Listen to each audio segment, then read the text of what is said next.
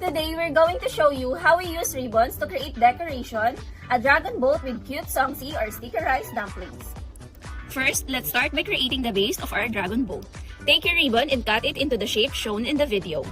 Next, to mimic the appearance of songsi or stickerized dumplings, take a green ribbon in a rectangular shape with double-sided tape on all sides. Fill it with cotton and seal the top.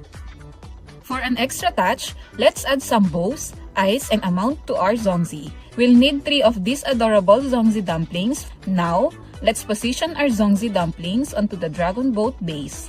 Glue a small spoon onto each side of our dumplings to represent the paddles. And there you have it, guys. Our dragon boat festival decoration is complete. We hope you enjoyed watching this DIY video. Stay tuned for more creative ideas in our next episode.